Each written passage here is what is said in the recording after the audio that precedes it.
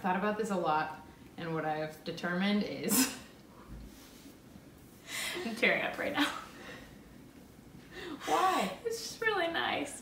Oh. I think of it all out at once. Okay. You're so cute. Stop. Okay. Hi guys, I'm Hannah. I'm Sadie. And we're not straight. And today we wanted to share our thoughts on love. Yes. Spoiler alert, we haven't discussed this at all. Yeah, we made the decision to intentionally not talk about anything. We don't usually script anything out, but we do have some thoughts going into each video, and this time we wanted to have a really organic conversation. So if you haven't already, subscribe to our channel by hitting the red button below or the button in the corner. Like this video if you enjoy it. Yeah.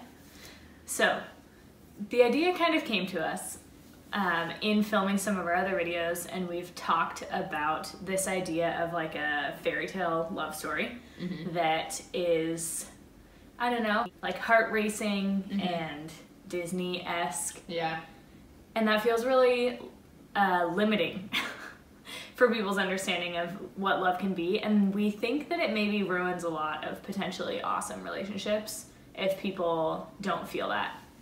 So maybe we can start by kind of referencing in a little bit more detail what you just kind of bullet pointed. Okay. Kind of the basis of our understanding of love and like where, like what we grew up seeing and hearing and being accustomed to. I think that we are socialized with heterosexual relationships and romance from an extremely young age. I think Disney movies in particular, there are tons of relationships in Disney movies. In Cinderella, there's the prince, and there's usually a prince. There's always a prince. Sleeping Beauty, which is problematic for a lot of reasons. I think the kissing someone while they're sleeping and having that lack of consent is pretty problematic as well. But it's like the idea that this perfect person comes by and kisses you and wakes you up, and it's like a metaphor for being awakened to like love's true glory. Yeah, when the right person comes along. And the idea that maybe you weren't enough or weren't whole before the kiss, but now that you've been kissed by a man, I think that's arrived. A part of it. That's like another part of it too. Yeah. Is the idea that one person can not be enough for themselves. They have to be coupled in order to be whole. Like, you are my... Yeah. What's the line from... I don't even know what movie that is. That, like, you complete me. That's, like, every movie ever. Yeah, but it's specifically... I feel like it's like Jerry Maguire or something. Oh. Yeah, I don't know. If you know, let us know. We clearly haven't seen it. But, yeah, I think Disney movies, I also think that what is just in the media in general, we see tons of the same type of family, like the same nuclear family, this idea that there's a mom and a dad and two kids, and it's like really specific or like really detailed outline, I guess, of what a perfect relationship brings with it.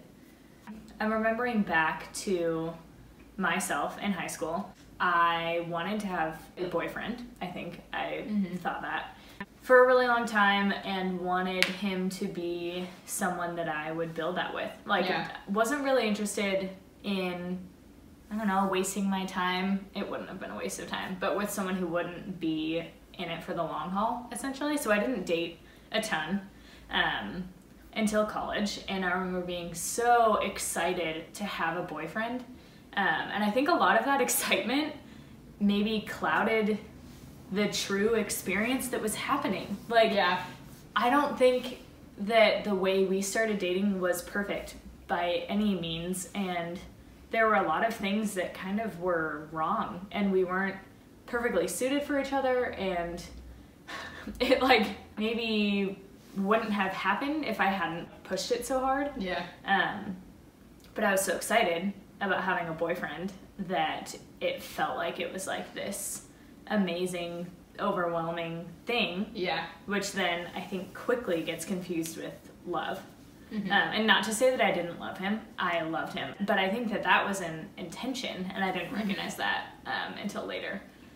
Yeah. Because it felt like a whirlwind when it was happening, and that's like how it's supposed to feel. It's supposed to feel like over. You're like so caught up in the experience Yes. that you didn't actually get to experience it. Yeah. Yeah. Or forced it to happen when it might have happened totally differently and maybe in a better way had I like relaxed a little. Let it happen organically. Yeah. Yeah. Yeah, I think that there are certain things that we seek, that we search for in a relationship. We try and make certain things happen because we think that they're supposed to, and we're like, oh my god, it's not happening. Like, I don't feel this like heart-fluttering emotion or whatever the case may be.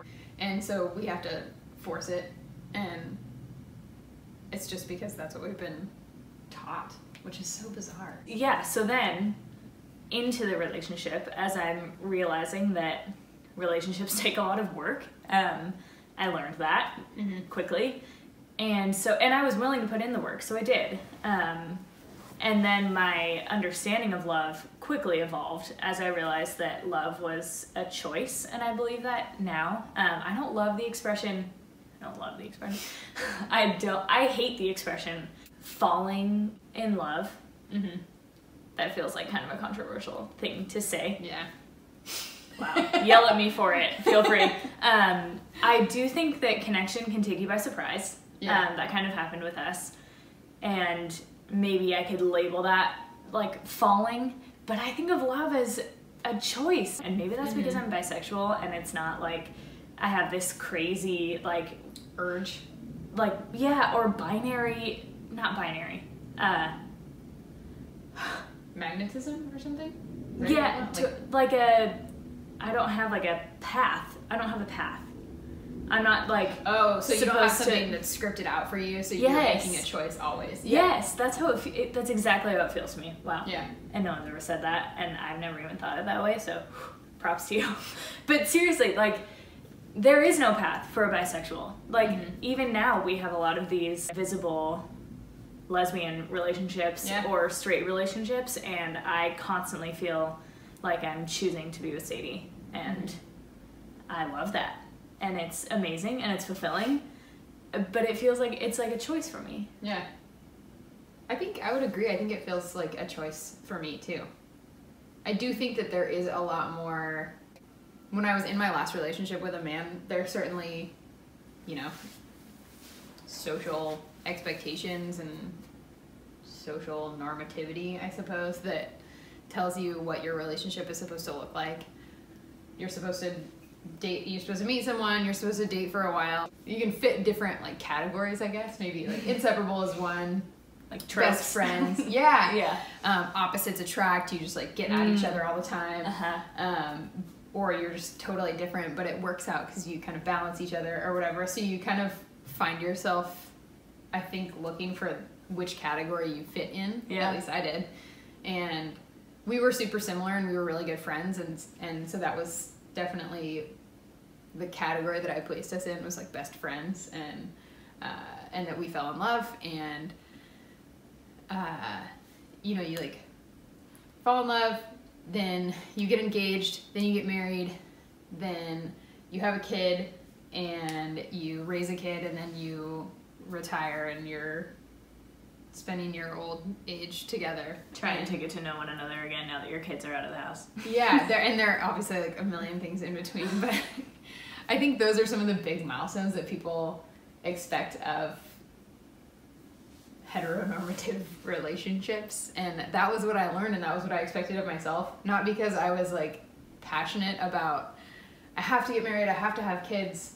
That was never something that I dreamt of as a kid or anything, but it was just something that I always thought I would do. I was like, yeah, I'll probably get married someday. But it wasn't something that I was like, something I like really desired or whatever. But so that was kind of the pathway that I felt like I was on when I was in that relationship. And then being in a relationship with another woman and being gay, I feel like there are a lot of, there are a lot more stories, I think, that are told of two women in a relationship together, and there's probably a path for that as well. But I do feel like I'm choosing to be in love with you. Like, I'm choosing to be with you. And I like that. I like it too. There also is no pathway for when you were in a relationship with a man and start a relationship with another woman that isn't... Flip the table, clear it. Yeah. Yeah, so if it was all already Wild Wild West, yeah, anything goes, then it was like, well, do whatever you want. Yeah. Yeah, so we kind of had to, I guess we kind of had to like really re-examine what being in love meant. And because we were making such a big choice to be together, and we risked so much in doing that, I think it was a real intentional action. It wasn't just something that was easy enough. Like, might as well be together. We've got nothing else to do. We definitely had to swim upstream. Yeah, so I want to talk about that more. So we talked about this a lot at the very beginning of our relationship, and correct me if I'm wrong, it seemed like this had kind of caught you by surprise. Like your feelings had kind of caught you by surprise. Oh yeah. Yeah. Okay. I remember you saying you felt like you had no choice. Like it was like overwhelming, and you followed your heart, and this is where it led. Yeah. That's true. I did say that. Which is really beautiful and powerful and brought us here. And so maybe, was it like after where that kind of, the thought around that evolved? Yeah. Yeah, I would say that my distinction would be, I don't feel like I had a choice in the feelings that bubbled up. I do think I think I made the choice to follow those feelings. Yeah. I've chosen that ever since. And I don't believe that we have total control over all of our feelings and that we can make feelings happen. I think that we can acknowledge them and treat them in different ways. Like we can allow them to linger, we can dismiss them, we can paw through them and really examine everything, but I don't think that we can cultivate their existence. I think they're there. Yeah. And I didn't have a choice in that. I still don't feel like I had a choice in that. Yeah. But I do think I had a choice in pursuing our relationship and love following those initial feelings. Yeah. I think it was kind of different from my perspective because you brought it up first, and maybe it would have been the same had it gone, or maybe it would have been the opposite had it gone the other way. Because I hadn't thought of it until you brought it up, I found myself kind of playing catch up at the very, very beginning, and trying to wrap my head around what that might be like. And granted, this was in the middle of us not talking for that month, so that also made it really hard because... Can I ask you a question? Yeah. What might be like, what being in love with me might be like, Yes. or being in a relationship? Yes. Okay. Both. Either. Or even just thinking of you differently. Because I had thought of you as like the coolest best friend ever. Which, yeah. Am I not that anymore? You are still that. You are more than that. Oh my god, you're so dramatic. No, you were the cool best friend in my head, and that, like, I idolized you in that way, and I think that it was a very blurry line anyway, looking back. But when you brought it up, I had to like look at those thoughts and feelings and either like recategorize them or like shine a different light on them, try to see them with a different perspective. Like, what if I had feelings for her or do, and that's not how I thought of them before. Yeah. So then it was like, okay, I think I could be with her. We're super compatible. She's beautiful. No, seriously, it was like I was like putting together a science experiment in my head, which is absurd and not the way I think most people fall in love, but it was like, wow, okay, this really could be a thing. That makes sense that you would say that falling in love isn't something that you what's the word? Attribute to this experience? No, that you jive with. What's that? Oh. That you Ascribe to? No. Get along with. That's what I don't get along with falling in love. Yeah.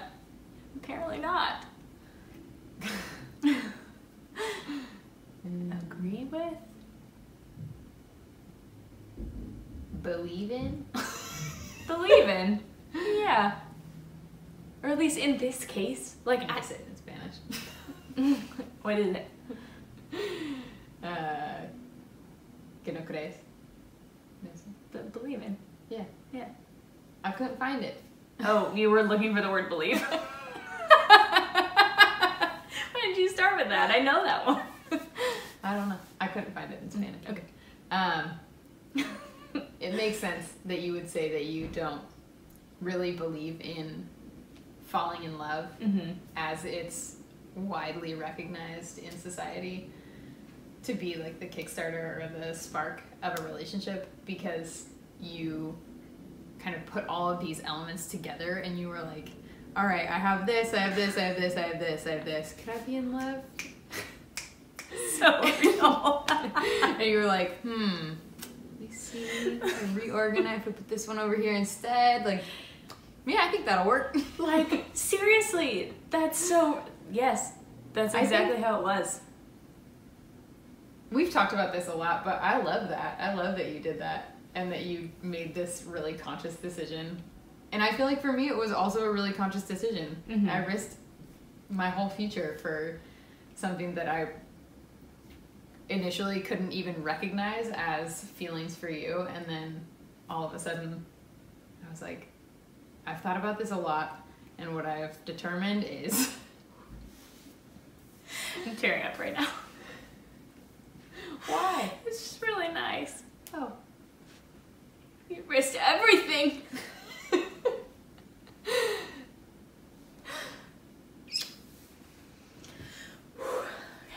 I cry a lot. It's okay.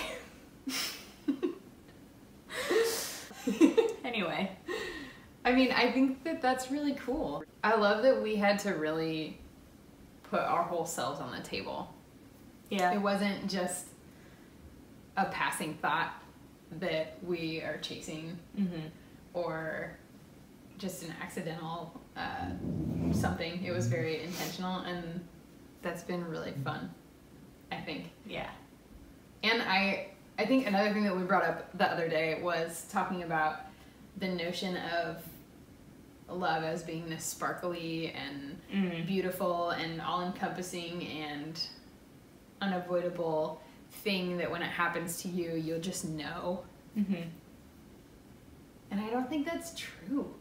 I don't think that's true for so many people. And you said this earlier, it is really damaging for people who are looking for that and want that and are seemingly just out of luck because it's not happening. I think we're taught a lot that fate plays a big role in your love life and your romance, and if it's meant to be, it will, and that sort of thing. And that doesn't account for the fact that we're all people and we all have our own free will and we make decisions, and we are good people, but sometimes we make bad decisions, and those can affect all of that, the outcome of all of that. Yeah, and I think in striving for it, sometimes people misidentify what's happening. Yeah. Or try to fill that narrative with what they have, which might be unhealthy or toxic. Or, like, we've known people who kind of think that they have that because it feels really exciting and it feels really passionate, and so they attribute it to, like, falling in love and having it be this sparkly... The excitement might be fear. Yeah, but the excitement might be something else. Yeah. And then that kind of puts a blinder in front of these things that they might otherwise notice if they... Be able to identify. Yeah. Red flags. Red flags, exactly. And I think it's detrimental to people who could have a really cool relationship that dismiss it because it doesn't feel like a spark right away. Yeah. And something that doesn't feel incredible, and what I've never, unlike anything I've ever experienced before, it's got to be something brand new, something I could never dream up in my mind or whatever. Yeah, or that it has to be that way right off the bat. Yeah. Sorry, I interrupted you, but... No, I think that's true. Like, I think you can build to that. I was just gonna say, because I feel like I do have that now. Yeah. But we've been together for 1.5 years. Like, that wasn't something that... And we started off, it was hard. Yeah. We had a lot of arguments, we had a lot of disagreements, and we didn't agree with how the other person would approach certain situations regarding the two of us, and we had to really get deep really quickly, and that's not sparkles and rainbows. That's like ugly and dirty. No, and I do remember feeling really enamored with you. I don't mean to like downplay that part, because I do remember that being there at the beginning. And I think some of that was that it was my first time being with a woman too. So even that, it was exciting. Yeah, it was just exciting for that reason. There's a lot of curiosity. Yeah, and really fun, and I don't know, new and fun. Fun and new. Fun and new. And new and fun. But yes, it was also like painful and hard, and we're opposites and we attract. Just kidding. We are opposites. Yeah, we are. But yes, it was really hard, and now we are perfect.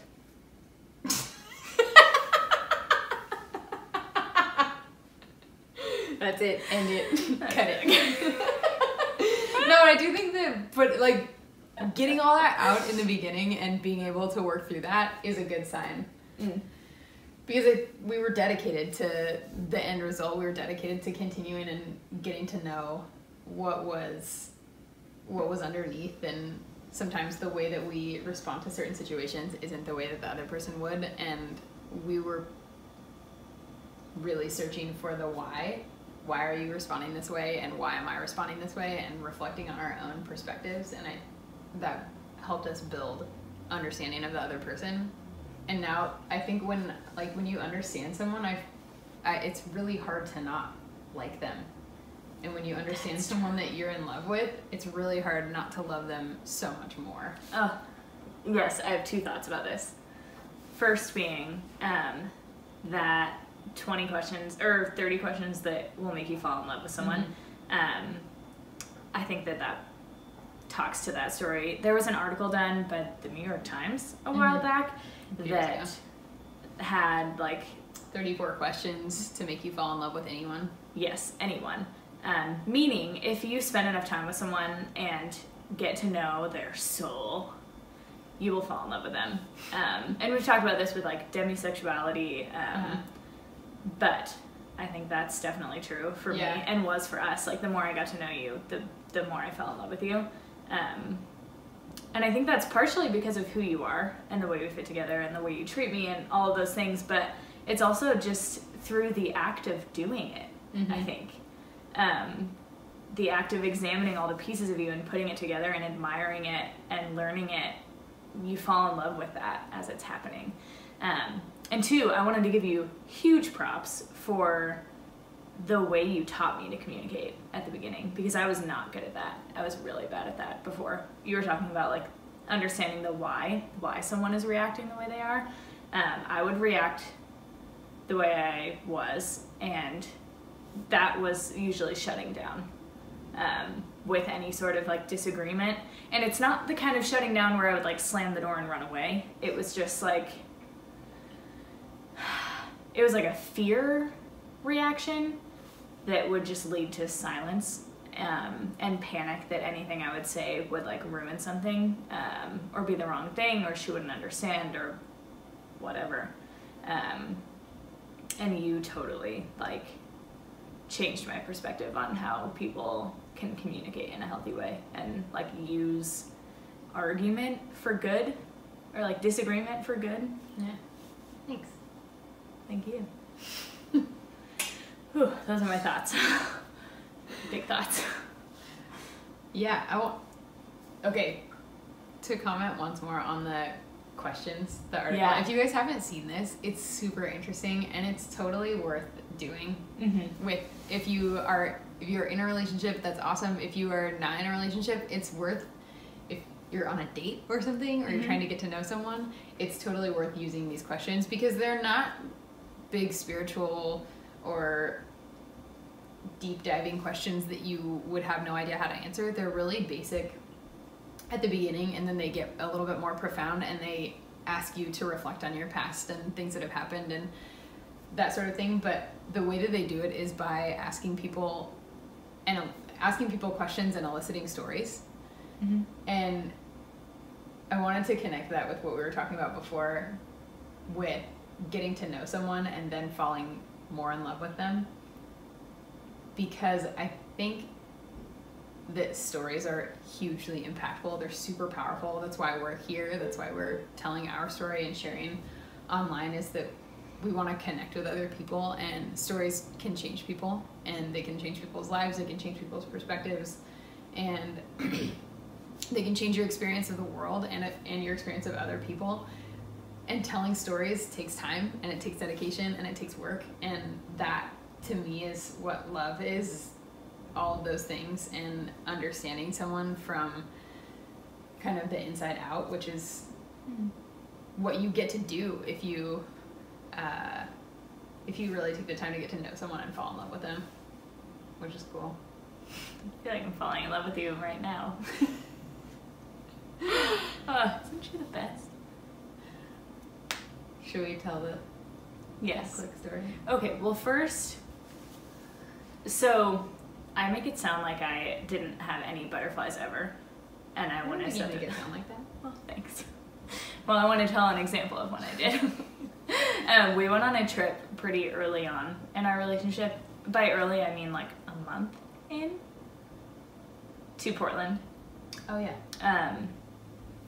And ended up at a bar, and we were at one of these like skinny tables, like the most useless table you've ever seen. It's meant for people like leaning on them when they're talking to someone. Yes, or just to put your drink on. Exactly, it can fit like one drink, but if you had like 3 glasses, I don't think it would even be wide enough.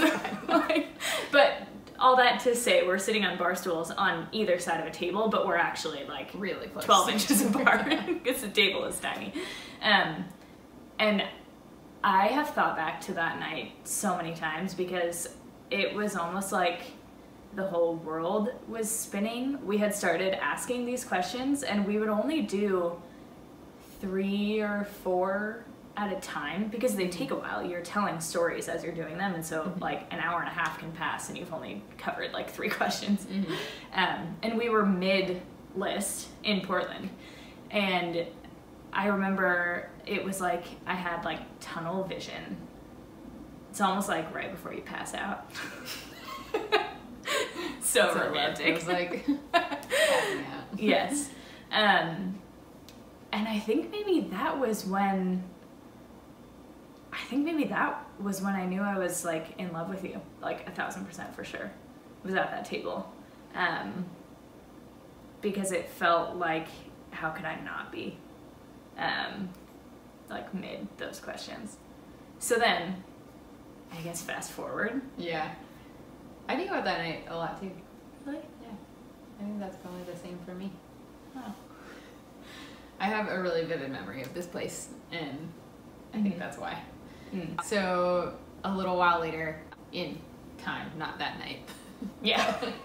But like, as in like a week or 2, maybe. Yeah.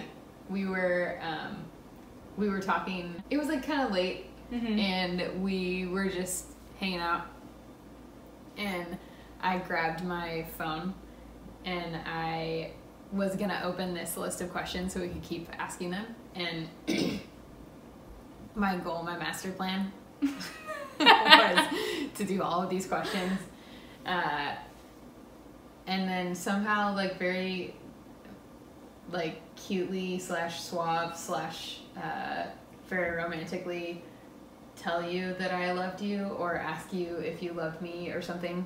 I don't remember what my plan was because it got interrupted. Because wow, I've never heard this before. I mean, that's why I had them. Like, you knew that was my plan. Well, yeah, but it was like a thing that we were having fun with. This wasn't like, I wasn't like playing along with your games. You know, like I was enjoying myself. No, I know.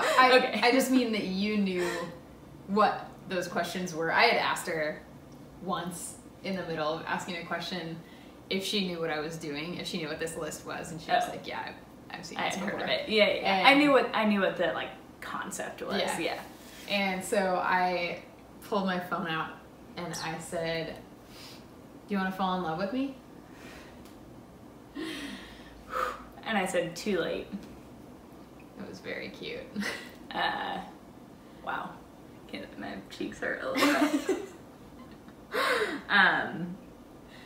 yeah, that was it. That was like our first time saying I love you. And we were both like, I like couldn't breathe. I could like barely get it out.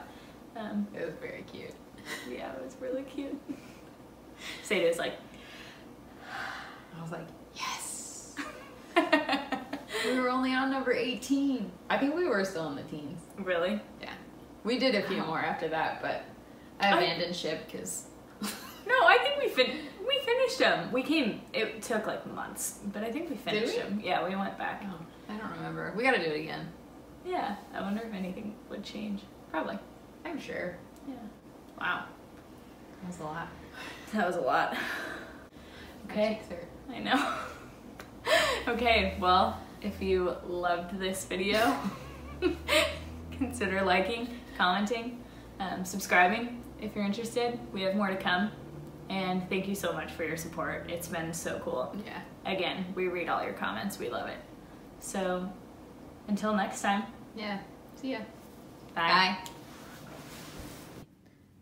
3, 2. Did you already start it? Yeah. It's my favorite joke. You never made it. That I didn't start it yet? That's my favorite joke. Can you say the hi guys though? Mm-hmm. Okay. Of course. 3, 2.